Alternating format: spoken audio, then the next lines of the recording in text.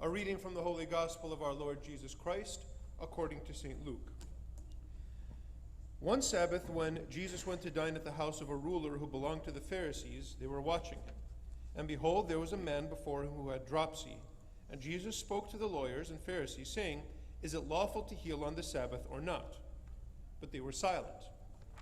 Then he took him and healed him and let him go. And he said to them, "Which of you, having an ass or an ox that has fallen into a well, will not immediately pull him out on a Sabbath day?" And they could not reply to this. Then he told a parable to those who were invited, when he noticed how they chose the places of honor, saying to them, "When you are invited by anyone to a marriage feast, do not sit down in a place of honor, lest a more eminent man than you be invited by him. And he who invited you both will come and say to you, 'Give place to this man.' And then you will begin with shame to take the lowest place. But when you are invited, go and sit in the lowest place, so that when your host comes, he may say to you, 'My friend, go up higher.' Then you will be honored in the presence of all who sit at table with you. For everyone who exalts himself will be humbled, and he who humbles himself will be exalted." He said also to the men who had invited him, "When you give a dinner or banquet, do not invite your friends or your brothers or your kinsmen or rich neighbors, lest they also invite you in return, and you be repaid. But when you give a feast, invite the poor and the maimed, the lame, the blind, and you will be blessed, because they cannot repay you. You will be repaid at the resurrection of the just."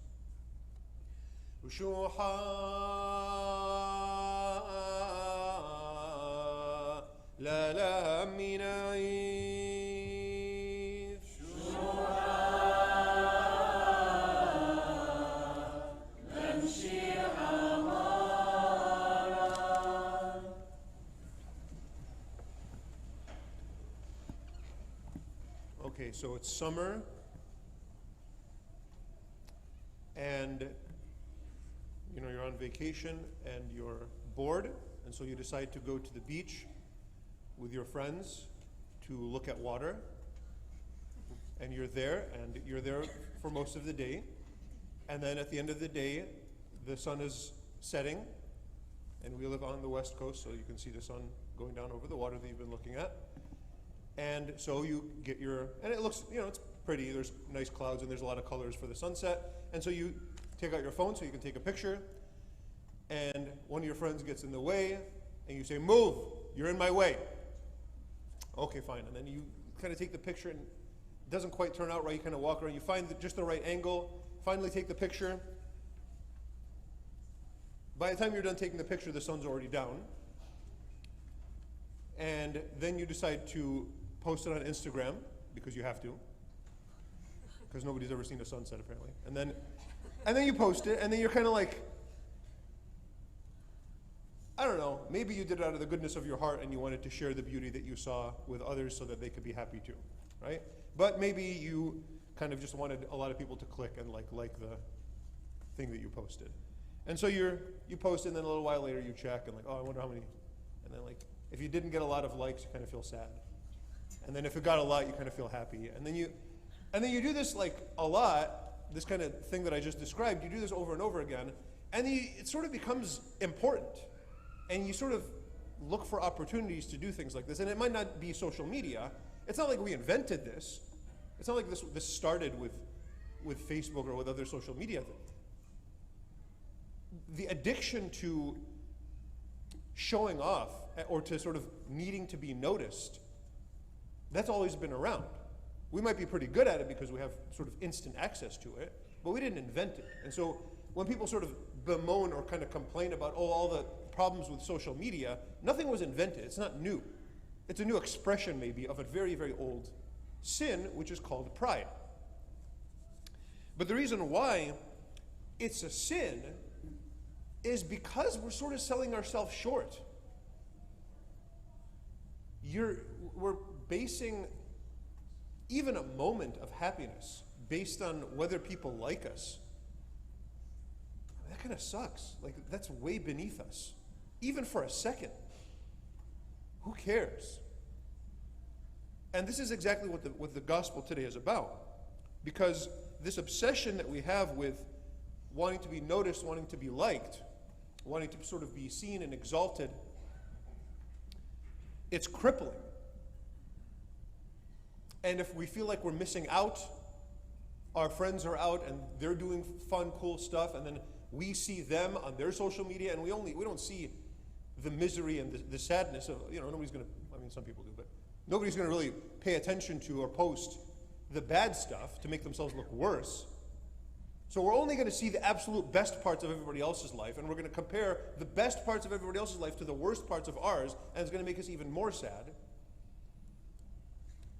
You see where this is going? It's just kind of causing more and more misery in an almost non-stop way. And it might not be the sunset, it might be something else. We want people to think we're smart, and we want people to think we're cool or whatever. We want people to know where we went on vacation. So what? And let's say you got, 10,000 likes. Almost all those people would probably sell you for $5. Those aren't your friends. They don't care about you. And while you were getting the picture of the sunset, you yelled at your friend. And you took something that actually is valuable and you harmed it for something that's worthless. And while you were taking the picture, you actually missed the sunset because you were worried about getting the picture. It's sad. And it's because that's a sad way to live, Jesus is trying to save us from that. He's trying to save us from living just as an image, just as a picture, becoming just optics, becoming a brand instead of a person. It's no way to live.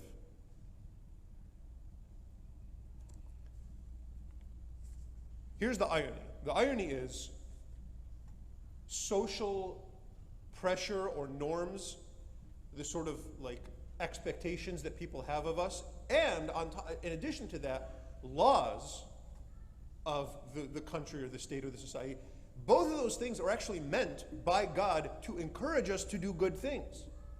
That's the irony. The irony is peer pressure was meant to pressure us to become good people. Laws were originally just by the intention of God. Laws were meant to encourage us to become better human beings. But social pressure, because society is corrupt and always has been, the intention of God for those things, for social pressure and for laws, is gone, or maybe not gone, but it's kind of overcome by negativity. And now we're sort of pressured to show off, or pressured to maybe even worse things than that. Dress in a certain way. Act in a certain way that we know is wrong. Live in a certain way that we deep down we know this is not going to make me happy, but the pressure is, instead of encouraging us to do good things, doing exactly the opposite. So how do we get out of this? Well, look at the situation that I read at the beginning. I read the entire gospel today because I think all of these things are linked. Jesus is in a situation where there's a lot of social pressure. He's there on a Sabbath. He's at the house of a ruler, so somebody who's got a lot of sort of social and political power. And it says they were watching him. So he's getting the attention, but they're watching him in a negative way. They want to see him fall. They want to see him fail. And it's really interesting. Somebody comes in front of him who needs to be healed. And it's just beautiful to watch Jesus not care at all that everybody is looking at him. And all he cares about is the person that needs to be healed. And he heals him, and then on top of that, he even cares about the people that are watching him, trying to make him fall, and he tries to teach them. He doesn't care about being watched. He doesn't care about being noticed. He cares about doing what's right.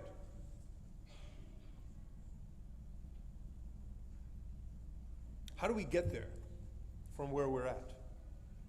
Because when I'm being watched, it kind of feels awkward, and I kind of get jittery, and I don't notice things. How do we become the way Jesus is? Well, that's what the parables are about. When you go to a dinner, do not sit at the highest place. Sit instead at the lowest place. When you throw a party, do not invite your friends, do not invite your brothers, your kinsmen, or rich people specifically. because you'll be repaid. There's a kind of active, so the first parable is about sort of passive, when you're invited, this is how you are to how to act. And then the second one is kind of active, when you invite, this is how you are to do it. He kind of sees both sides of it. And in both cases, it's very absolute. It's almost like shocking. I don't know anybody who does this. I mean, if you're going to have a dinner, you're going to invite your brother. It's weird to not do that. What is Jesus doing here? What's going on with this? He knows that we are addicted. This is not a standard for everybody to live by. It's beautiful if you live by that, but it's not like a sin if you invite your brother to dinner. This is how you deal with addictive behavior. And because we're addicted to showing off, to us who are addicted, Jesus says, go and sit in the lowest seat, not even in the middle. Because that's how severe our addiction is. To us who are addicted to attention and showing off and all kinds of other things, he says, don't invite your friends and so on. Now, how each of us applies that in our own lives, that's up to you. You have to sort of use your wisdom and think about it and figure out what's best for you. But understand that it's there. And for most of us, there's something there that longs for that attention, and it's never going to be fulfilled by people giving us compliments. It's not going to heal us. The wound is not caused by that. The wound is caused by sin. And it's going to be healed by God and his grace. It's not going to be fixed by 100,000 people pretending they love us. It's going to be fixed by a few people actually loving us. And those few people don't care what you're posting or not posting. And it's really going to be healed when we understand how much God loves us and that we don't really need any of those things. And that, when we're at the beach or enjoying God's creation in some other way, that God gives us these things because he loves us. And to enjoy these things as an expression of God's love and his attention, that's a beautiful life, and that's a happy life. So that's something to strive for and to move towards, and leave all the kind of shallow, silly stuff behind. It's for us, and it's for our happiness.